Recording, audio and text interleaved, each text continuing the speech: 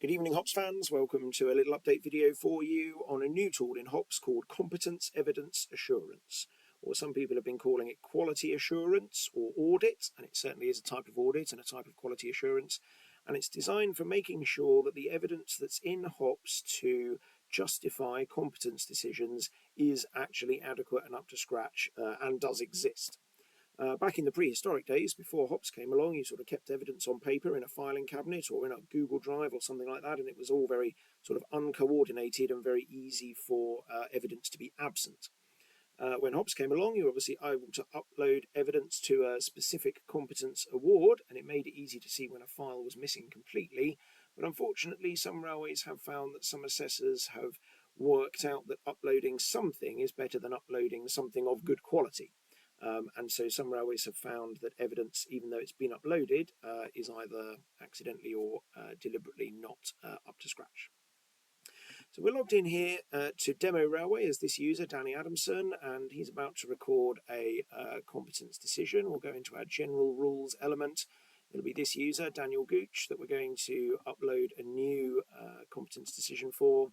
The assessor can be Wilbert Audrey, and I'm going to upload some evidence, and I'm going to upload some good evidence. That's some good evidence in a file, and I'll press save. And that's the same as it always has been. There's no difference there. There's a couple of extra boxes on this page. One says Competence Evidence Assurance Status, and it says none, and the other says Competence Evidence Assurance Activity, and the only activity that it's recorded is that it's been submitted, and that's the word that we're going to use to describe whenever a new competence decision is made, it automatically gets submitted for competence evidence assurance. It hasn't happened yet.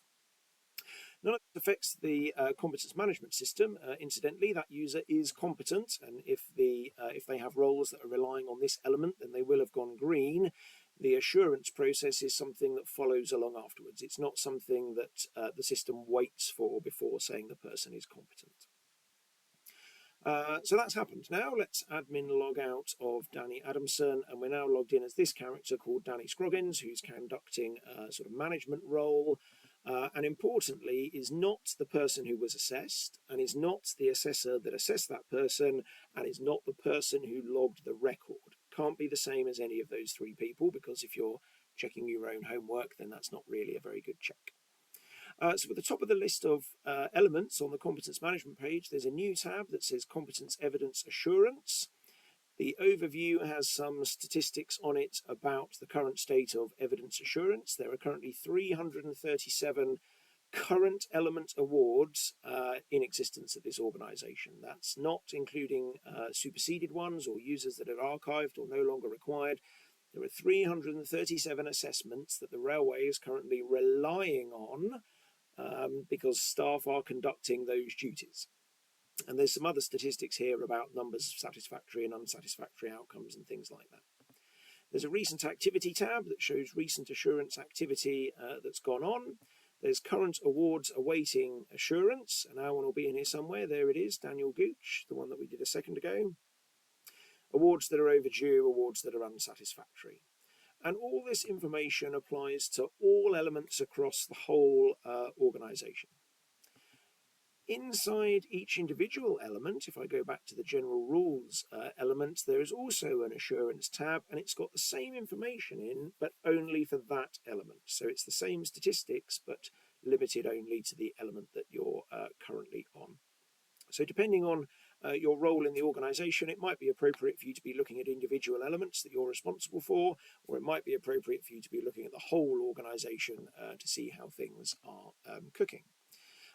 This is all absolute values at the moment, but one development suggestion that's been made, which we think is very good, is to enable railways to specify the percentage target that they want for each of the things or each of the individual elements.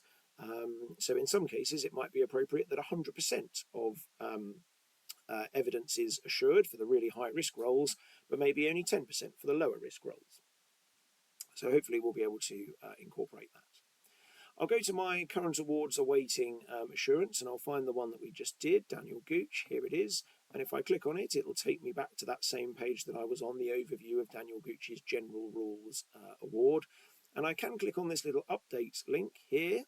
I can also find it in the History and Evidence tab, which is now History, Evidence and Assurance, for each individual instance of that person's competence, as they've had multiple assessments through the years. There's an update link here. And of course, the assurance is per award. It's not just once and then you're good forever. Every time there's a new competence decision made, assurance applies. So I'll press update and I'm taken to this page, which gives me all details of the element award and who the assessor was and previous evidence assurance activity. It gives me a reminder of the evidence requirements, just to make sure that I'm assuring it against the correct criteria, and a list of the files and question papers that were used in this competence decision. So everything I need should be on this page. Down at the bottom here, I can record when evidence assurance has taken place, and there are three outcomes. I can pick that it was satisfactory, because I can download, sorry, I should show you, if I download the file, there we go, good evidence. Obviously that's not good evidence. Hopefully good evidence looks a bit better than that, but it shows that you can download all the files of evidence that were uploaded to support this competence decision. So the three outcomes: satisfactory, if I'm completely happy with everything, and as far as I'm concerned, no other action needs to be taken, and it can sort of go in the it can go into the drawer and not need to be looked at again. I'll mark it as satisfactory. Or I can mark it as unsatisfactory. If I found that the evidence is not up to the standard that the SMS requires to support this competence decision, then I can mark it as unsatisfactory. And if I mark it as unsatisfactory, I must write some comments. If I try and submit it, it'll say, no, you must write some comments. So you must write why you have found that it's unsatisfactory, in order that this audit trail is created, but also in order that the original assessor knows what they need to do. It might be just that the form wasn't signed properly, or it was the wrong version of the form, or something like that.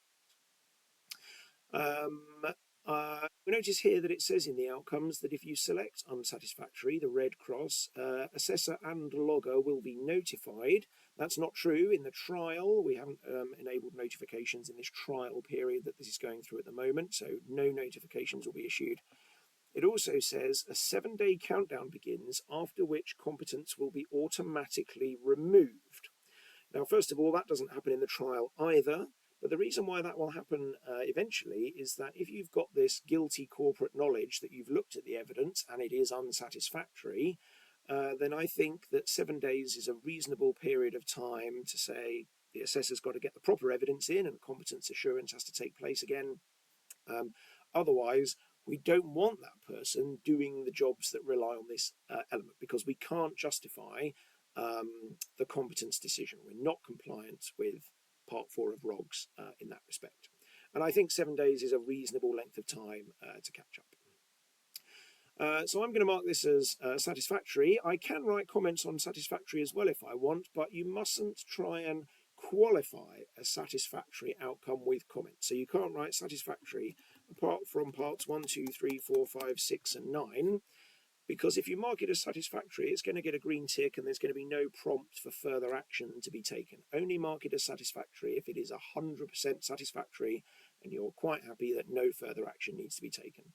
If there's any part that needs further action, mark it as unsatisfactory. So I'll mark that one as satisfactory. I'll press submit. It'll say, are you sure? And now the competence evidence assurance status is satisfactory. I left my remark in there that I said was a bad idea to leave in there.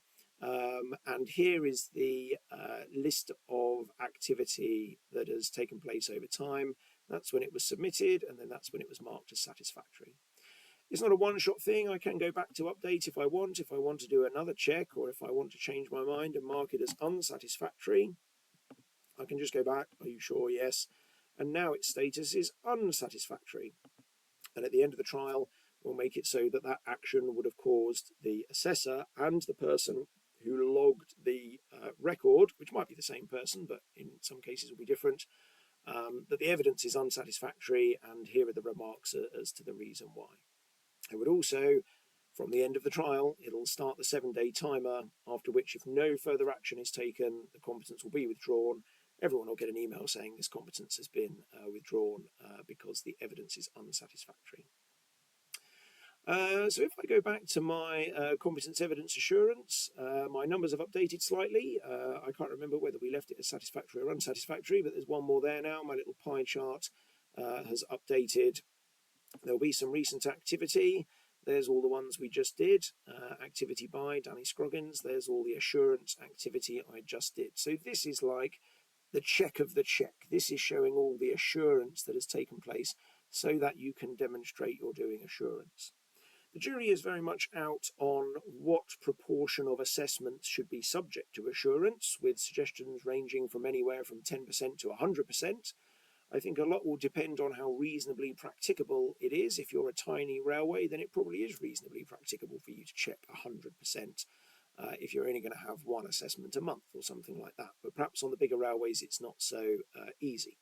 But if you do decide that your number is 50% or 10% or whatever it is, then this page will help you to demonstrate that you were doing that 10%, and that's what you decided was reasonably practicable. And if unfortunately it's one of the other 90% that ended up being unsatisfactory, you've still done everything reasonably practicable. So I hope that's useful.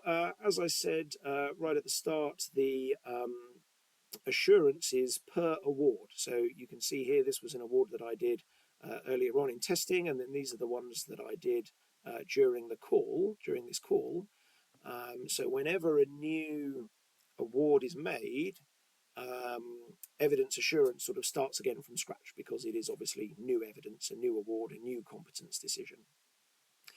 So I hope that's useful for you. There are some railways that are taking part in the trial. If anybody else would like to take part in the trial, then please get in touch and we'll enable it for you. If you're not part of the trial, then that's fine. You can look forward to it becoming available in general HOPS in the next few weeks and months. Thank you very much. Good night.